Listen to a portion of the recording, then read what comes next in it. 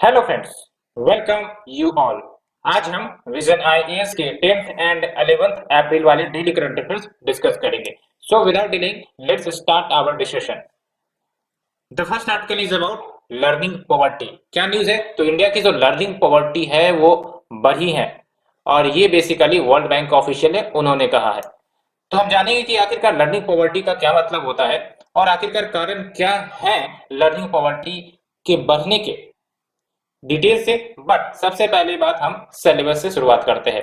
तो when we talk about syllabus तो देख सकते हो लर्निंग पॉवर्टी आपका फोकस एरिया होगा। And when we talk about the topic तो issues related to the development and management of social sector services related to health education and human resources. Because ये जो आपकी लर्निंग पॉवर्टी है human resources को भी प्रभावित करती है। कैसे प्रभावित करती है वो आप हमें बता सकते हो? ठीक है, तो देख सकते हो वर्ल्ड बैंक के जो global director for education that is Jaime Saavedra, इन्होंने कहा है कि लर्निंग पॉवर्टी भारत में 54% पहले थी तो वो बढ़कर 70% हो गई है। वैसे तो इसमें कारण नहीं बताए गए हैं लेकिन आप भी सोच सकते हो कि कारण क्या होगा। कोविड-19 पैंडेमिक आया, एजुकेशन एक्सेसिबिलिटी रेस्ट्रिक्ट हो गई, डिजिटल एजुकेशन आया, लेकिन जो वल्नरेबल सेक्शंस हैं वो कहीं ना कहीं डिजिटल डिवाइसेस एक्सेस नहीं कर पाए, जिसके कारण जो लर्निंग गैप है वो बढ़ती चली गई। इसके कारण आपका सारा असर लर्निंग पॉवर्टी पर देखने को मिला। तो आप देख सकते हो 54% से बढ़कर 70% बढ़ गई है। When we talk about learning poverty तो क्या मतलब होता है? It is simply percentage of 10 years old child जो रीड या फिर अंडरस्टैंड नहीं कर पाते हैं सिंपल स्टोरी को। तो एक एग्जांपल लेते हैं, जैसे फॉर एग्जांपल मान लेते हैं एक कि हमारे देश में लेट्स से कि 100 चिल्ड्रन है जिनकी उम्र 10 इयर्स है, ठीक है। एंड उस 100 स्टूडेंट्स में 20 स्टूडेंट्स ऐसे हैं जिनको सिंपल स्टोरी न पढ़ने आती है न फिर समझ में आती है। तो इसका मतलब क्या हो गया लर्निंग पॉवर्टी? तो लर्निंग पॉवर्टी जो 20%, ठीक है। तो यही आपका जो परसेंटेज है वो बढ़ा है। तो होप आपको ये एग्जांपल समझ में आ गई होगी। क्या इंडिकेटर्स का इस्तेमाल किया गया है? तो बेसिकली जो स्कूलिंग है एज वेल एज लर्निंग है among the children eight the end of the primary education, उसका इस्तेमाल किया गया है along with reading proficiency, school enrolment children की, उसको भी इनकॉर्पोरेट किया गया है। एंड आपको ध्यान रखना है जो आपका एसडीजी गोल 4 है, it talks about education to all, ये अच्छे से याद रखना है, कहीं पर भी आप इस्तेमाल कर भी सकते हो। अब इंपॉर्टेंट बात ये है कि ये एग्जांपल एक प्रकार से फाउंडेशनल लर्निंग की कमी की। फाउंडेशनल लर्निंग का मतलब क्या होता है? जो बेसिक न्यूमरेसी है, बेसिक रीडिंग है एंड कॉम्प्रिहेंशन है, वो जब एक बच्चे को नहीं आ पाती है तो हम कहते हैं फाउंडेशनल लर्निंग की कमी है। तो फाउंडेशनल लर्निंग को इंप्रूव करने के लिए वर्ल्ड बैंक ने बेसिकली एक ग्लोबल टारगेट भी लॉन्च किया है कि जो लर्निंग पॉवर्टी रेट है उसको एटलीस्ट हाफ करनी है बाय 2030। तो ये अच्छे से याद रखना है, गोल ऑप्शन में डाले जा सकते हैं, ठीक है। तो अभी क्या मेजर्स लिए जा सकते हैं to cut the learning poverty rate? तो आप देख सकते हो एक तो नए स्कूल्स खोले जाए। नए स्कूल्स क्यों खोले जाए? बिकॉज एक तो एजुकेशन के प्रति जो अवेयरनेस है बच्चों की वो बढ़ रही है। साथ ही साथ कोविड 19 जब आया था तो बहुत सारे स्टूडेंट जो है वो डी एनरोलमेंट कर लिए थे, तो अब जो है री एनरोलमेंट करने के लिए आ रहे हैं। तो जाहिर सी बात है जो डिमांड है स्कूल्स की वो बढ़ जाएंगी, तो नए स्कूल्स हमें ओपन करने पड़ेंगे, ठीक है। And next is your regular assessment किया जाए to learn to know the status of the children, कि वो क्या सीख रहे हैं। तो लर्निंग स्टेटस जानने के लिए रेगुलर असेसमेंट बच्चों की जाए। बिकॉज अगर हम रेगुलर असेसमेंट नहीं कर पाएंगे तो हम जो है आउटपुट पोटेंशियल नहीं अंडरस्टैंड कर पाएंगे कि अगर हम एजुकेशन इम्पार्ट तो कर रहे हैं लेकिन उसका आउटपुट क्या निकल रहा है, we will not able to assess. And assessing the output is as necessary as giving the education to the children, आपको ही पता होगा।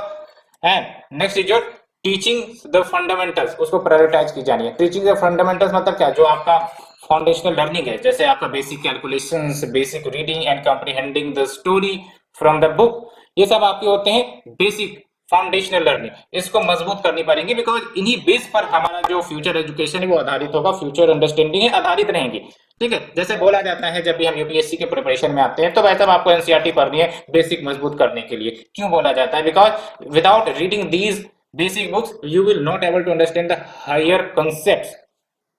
तो इसलिए बोला जाता है कि एनसीईआरटी पर फोकस की जाए। तो ये बात है। साथ ही साथ कैचअप लर्निंग को बढ़ाई जाए।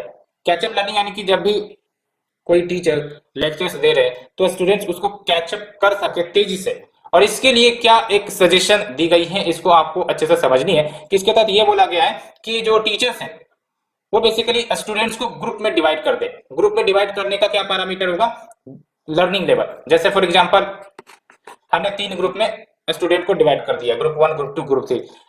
एंड ग्रुप 1 के जो बच्चे हैं ये काफी अच्छे से अंडरस्टैंड कर पाते हैं, ग्रुप 2 के बच्चे जो है वो उतनी ज्यादा अच्छे से अंडरस्टैंड नहीं कर पाते हैं, ग्रुप 3 और ज्यादा वीक है। तो इस हिसाब से हमने ग्रुपिंग कर दिया, तो जो फोकस होगा टीचर्स का वो और अच्छे से देखने को मिलेगा, और जो वीकर स्टूडेंट्स है वो या उस पर और अच्छे से कार्य किए जा सकते हैं to improve their foundational learning. तो इसलिए बोला गया है कि ग्रुपिंग कर दीजिए स्टूडेंट्स की based on their learning level rather their based on their age और क्लास, है ना। बिकॉज जैसे फॉर एग्जांपल हम ये भी देखते हैं कि 5th क्लास का बच्चा है वो हो सकता है 2nd क्लास के बुक को या फिर मैथ्स को सॉल्व नहीं कर पाता है।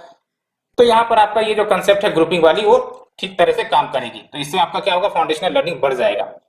ठीक है। एंड जो डिजिटल डिवाइड्स बढ़ते जा रहे हैं इसको कहीं ना कहीं खत्म करने की जरूरत है।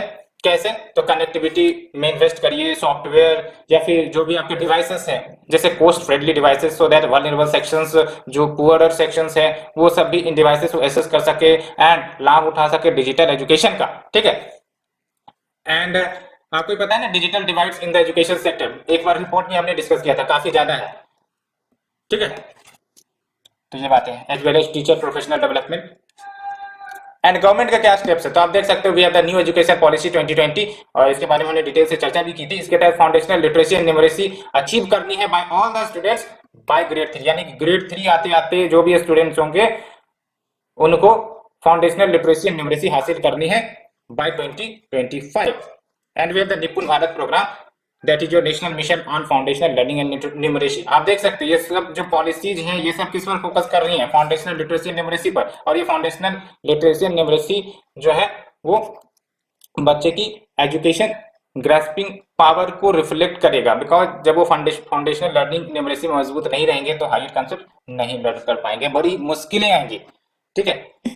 तो अगर हम बात करें निपुण भारत प्रोग्राम की, तो इसका एम क्या है, यूनिवर्सल एक्विजिशन किया जाए फाउंडेशनल लर्निंग एंड न्यूमरेसी का, so that by 2026-27 every child achieves the desired learning competencies in terms of reading, writing, numeracy at the end of grade 3 and not later than grade 5, यानी grade 3 तक तो प्रयास किया जाएगा, अगर नहीं हो पाया तो ग्रेड 5 तक मस्ट आपका जो फंडामेंटल लिटरेसी एंड न्यूमरेसी है वो हासिल किए जाए। तो ये फ्रेंड्स हमने डिस्कस किया article number 1। Let's move to the article number 2। Can not deregister political parties for offering freebies, Election Commission tells Supreme Court. ये फ्रीबीज आपने सुना होगा, है ना, जब भी इलेक्शन आते हैं तो बड़े बड़े वादे किए जाते हैं कि जब जीत के आएंगे तो फ्री में टैबलेट, मोबाइल फोन्स या फिर अदर गिफ्ट्स के रूप में डोनेट करने की बात की जाती है पॉलिटिकल पार्टीज के द्वारा। अब आप समझो पॉलिटिकल पार्टीज के इस फ्रीबीज के कंसेप्ट को। अगर फॉर एग्जांपल कोई ऐसी पॉलिटिकल पार्टीज है जो काफी ज्यादा मजबूत है, ठीक है, काफी फंड है उनके पास, तो क्या करेगा, फ्रीबीज लेट से ऑफर कर दिया कि भाई साहब हम आपको 10-10 लाख रुपए देंगे। ठीक है। अब क्या हुआ, कोई नई पार्टी आई, अब उसके पास तो इतने फंड नहीं है ना, तो जो वोटर है किसकी तरफ आकर्षित होते हैं, जनरली जिधर फ्रीबी ज्यादा ऑफर हो रही होती है, तो जनरली ये साइकोलॉजी देखी जाती है। अब ये जो नई पार्टीज आई हैं, अब ऐसा वोटर इसकी तरफ आकर्षित नहीं होंगे, ऑलरेडी ये नई पार्टी है, ऑलरेडी फ्रीबी एक स्टेब्लिश पार्टी के द्वारा ऑफर की जा रही है, तो किसकी तरफ वोटर्स आकर्षित होने की संभावना जाती है, तो संभावना जाहिर सी बात है जो पहले से मजबूत पार्टी है वो। तो दैट्स व्हाई कहा जाता है कि जो फ्रीबीज है ना ये कहीं ना कहीं फ्री एंड फेयर इलेक्शन के खिलाफ जाती है। ठीक है, in a democracy. And along with that what it give rise to bribery and undue influence on the voters, मैंने आपको डिस्कस भी किया। साथ ही साथ जो लेवल प्लेइंग फील्ड है, ये हमेशा याद रखना, level playing field among the players, इसको भी डिस्टर्ब करता है। साथ ही साथ huge drain on the state exchequer, because ये सब जो गिफ्ट्स सब दी जाएंगी वो कहीं ना कहीं स्टेट के फंड से ही दी जाती हैं। जनरली पैसे हम और आप ही तो पे करते हैं in the form of taxes. तो इसके कारण क्या होगा, कोई एसेट जनरेशन नहीं हो पाएगा। जो सोशल इंप्रूवमेंट्स है कि हेल्थ सेक्टर या फिर आपका एजुकेशन सेक्टर, इस पर कहीं ना कहीं खर्च कम होंगी अगर फंड उधर डाइवर्स कर दिया जाएगा फ्रीबीज की तरफ, तो कहीं ना कहीं जो सोशल आउटकम्स है उसमें भी इंप्रूवमेंट नहीं देखने को मिलेगी। ठीक है, तो ये बातें हमने डिस्कस की। इलेक्शन फ्रीबीज क्या है, तो देख सकते हो ऑफरिंग या distribution of rational freebies from the political parties as a part of electoral promises, जो प्रोमिसेस की जाती है। ठीक है, सो ये जरूर याद रखना, it goes against the free and fair election. चलो ये हमने बेसिक तो बात कर ली, अब हम बात करते हैं सिलेबस की। तो सिलेबस में मैंने देखा भी है, लिख भी दिया है, इलेक्शन फ्री बीच का जो मेन मुद्दा है, ठीक है। तो power functions responsibilities of various constitutional bodies, election commission constitutional bodies है, आर्टिकल 324 आपको भी ध्यान होगा, ठीक है। तो इलेक्शन फ्री बीच का मुद्दा है, तो इलेक्शन फ्री बीच में क्या रखना है, it goes against free and fair election in the democratic society. So context आप देख ही रहे हैं कि इलेक्शन कमीशन ने सुप्रीम कोर्ट को कहा है कि वो डी रजिस्टर नहीं कर सकते पॉलिटिकल पार्टीज को अगर वो कोई पॉलिटिकल पार्टीज फ्री भी ऑफर करते हैं, because Election Commission lacks the power, ठीक है। तो देख लो, according to the Election Commission offering और distribution of any free freebies वो बिफोर द इलेक्शन हो या फिर आफ्टर द इलेक्शन हो, ये पॉलिसी डिसीजन है किसका, पार्टी का, ठीक है। एंड ये जो पॉलिसी जो फाइनेंशियली वायबल है या नहीं है, या फिर इसका एडवर्स इम्पैक्ट होगा नहीं होगा, कितना होगा, ये सब बेसिकली वोटर्स डिसाइड करेंगे पार्टिकुलर स्टेट में जहां पर वोटिंग हो रही है, ठीक है।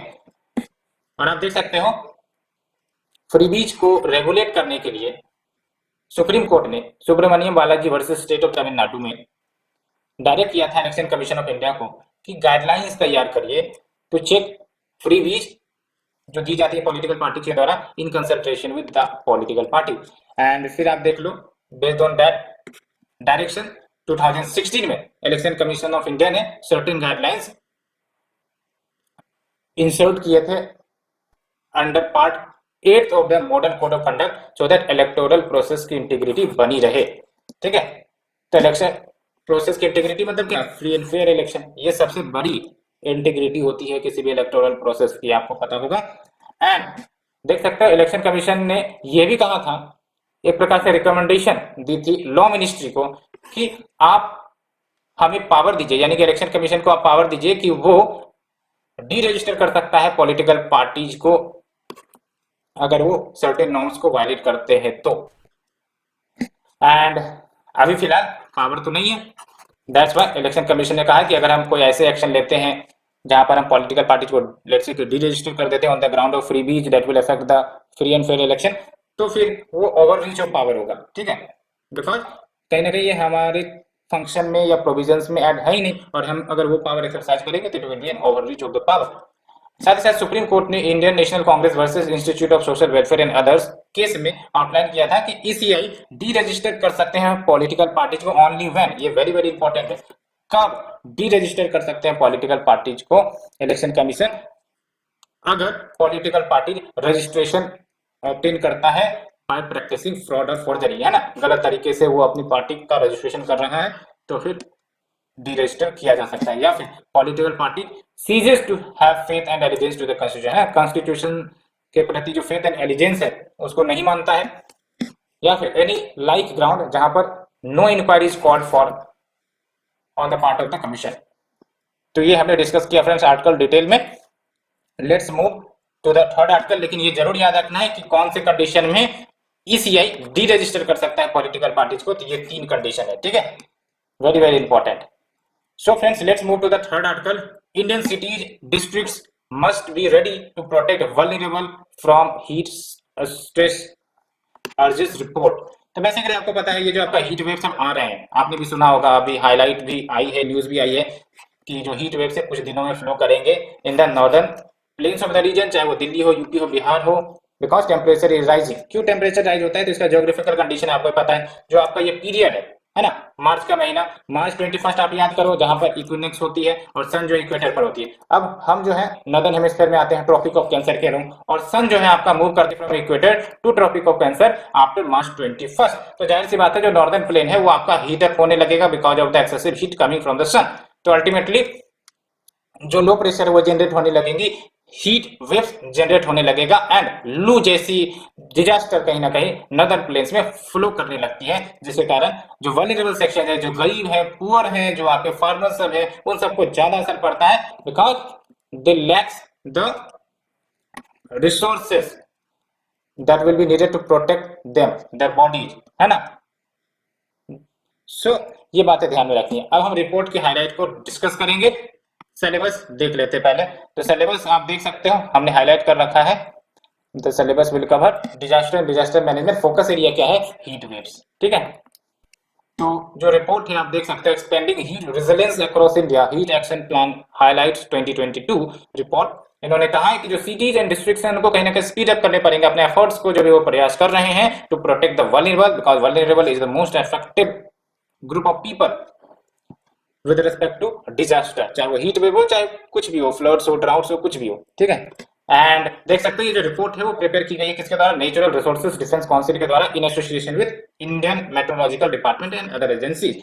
नीति आयोग ने नहीं पब्लिश की, ये ध्यान रखना है, ठीक है। प्रीलिम्स के लिए क्या की हाईलाइट है इस रिपोर्ट के, तो पहली बात तो ये कि जो हॉट वेदर है, गर्म मौसम, ये मेजर हेल्थ थ्रेट है वल्नरेबल कम्युनिटीज के लिए in India as well as other parts of the world. बिल्कुल मेजर थ्रेट है, बिकॉज लेट्स से कि अगर किसी को खुदा ना खास्ते लू जैसी डिजास्टर फेस करनी पड़ी तो ये काफी ज्यादा घातक होता है। अल्टीमेटली जो गरीब होते हैं उनके पास पैसे भी तो नहीं होते ना इलाज करने के लिए, तो और ज्यादा लाइवलीहुड पर असर हो जाता है, पॉवर्टी जैसी सिचुएशन और ज्यादा दिक्कत करने लगती है। तो ये सब लिंकेजेस है ना, वल्नरेबल सबसे ज्यादा प्रभावित होते हैं बिकॉज इनके साथ ऑलरेडी 50 प्रकार की समस्या मौजूद होती है।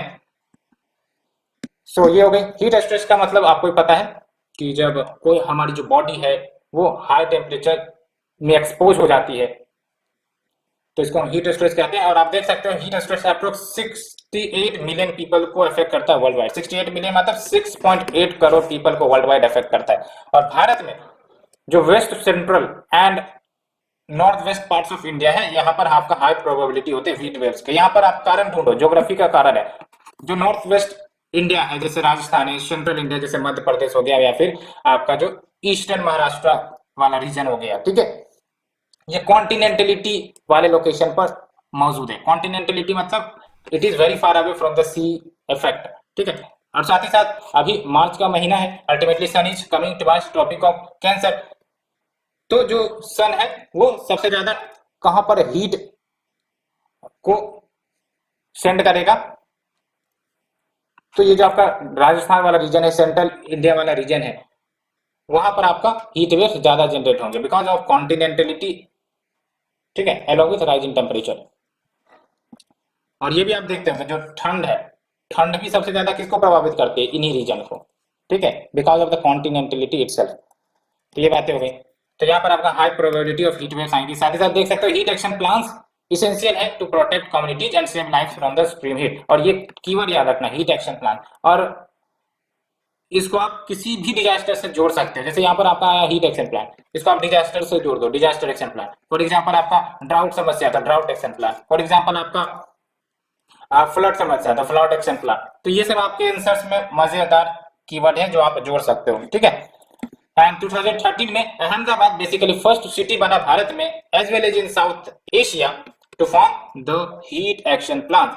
हीट एक्शन प्लान में क्या क्या बातें शामिल होती है, तो जब हम बात करते हैं हीट एक्शन प्लान में, तो इसमें बेसिकली कम्युनिटी आउटरीच का कंसेप्ट होता है, so that public awareness generate किया जा सके about the certain disaster. Early warning system के कंसेप्ट होते हैं, सो दैट रेसिडेंट्स को अलर्ट किया जा सके पहले ही, before the coming of the disaster, along with interagency coordination and capacity building among the healthcare professionals to deal with such disasters and addressing vulnerable groups like the farmers, construction workers, traffic police। ये सब ज्यादा प्रभावित होते हैं ना, वही मैंने आपको कहा vulnerable section is an umbrella term, इसमें बहुत सारे जो ग्रुप ऑफ पीपल है वो आ जाते हैं। along with इसी के अंतर्गत आपका एडेप्टिव मेजर्स को इंप्लीमेंट किया जाता है। एडेप्टिव मेजर्स मतलब क्या, कि वैसे हमें पता है कि ये जो आपका हीट स्ट्रेस है आने ही वाले, इसलिए हम जो है अपने आप में कुछ परिवर्तन करते हैं सो दैट हम इसके इम्पैक्ट से बच सके, ठीक है। एक होता है मिटिगेशन, मिटिगेशन में तो कर्व कर देना, ठीक है। तो ज्यादातर हम एडप्टेशन पर फोकस करते हैं to adopt ourself with respect to the changing needs. And आप देख सकते हो IMD and National Disaster Management Authority ये बेसिकली वर्क कर रही है with 23 heat waves prone states जो आइडेंटिफाई किए गए थे 2019 में टू डेवलप द एचएपी यानी कि heat action plan. For example colour code signals develop की गई है हीट अलर्ट के लिए along with suggested action। जैसे अगर ग्रीन कलर कोडिंग है तो इसका मतलब कोई एक्शन की जरूरत नहीं है, सब कुछ मजे में है। येलो कलर अगर आ रहा है तो इसका मतलब अपडेट होने की जरूरत है, ठीक है, कुछ भी हो सकता है। एंड ऑरेंज कलर की मतलब ये है कि वैसा आप तैयार हो जाओ, अब जो है वो जो शंका है वो अब आपका रियलिटी बनने को तैयार है। एंड रेड मतलब एक्शन लो, ठीक है, ये आपका कलर कोडिंग होता है। So friends, ये हमने डिस्कस किया, hope you understood. Let's move to the next article. Supreme Court stresses the need for a holistic picture of convicts facing death penalty sentencing. आपको पता है हमारे देश में डेथ पेनल्टी का कंसेप्ट है, लेकिन डेथ पेनल्टी तो दी जाती है, आपको पता है ना, रेयरेस्ट ऑफ रेयर केसेस में आजकल दी जाती है, ठीक है। तो सुप्रीम कोर्ट का कहना है even in rarest of rare cases जो पनिशमेंट दी जाएंगी डेथ पेनल्टी का, उसमें जो कोर्ट्स है उनको प्रॉपर वेल इंफॉर्मेशन होनी चाहिए अबाउट द पर्सन जिसको वो डेथ पेनल्टी दे रहे हैं, ठीक है। अभी क्या होता है कि लेट्स से कि सेंटेंस हियरिंग हो रही है, सजा देने की बात हो रही है, तो सिर्फ और सिर्फ बेसिक डिटेल्स के बारे में जानकारी दी जाती है कन्विक्ट के बारे में, जैसे उसकी इमीडिएट फैमिली स्ट्रक्चर क्या है, एजुकेशनल क्वालिफिकेशन क्या है, अरेस्ट के पहले वो क्या कार्य करते थे, लेकिन साइकोलॉजिकल इवेल्युएशन उस पर्सन की नहीं की जाती है। तो साइकोलॉजिकल इवोल्यूशन नहीं की जाती है तो अल्टीमेटली पता नहीं चल पाता कि अगर उस व्यक्ति ने जो क्राइम किया है आखिरकार उस क्राइम करने का वो कारण क्या रहा होगा।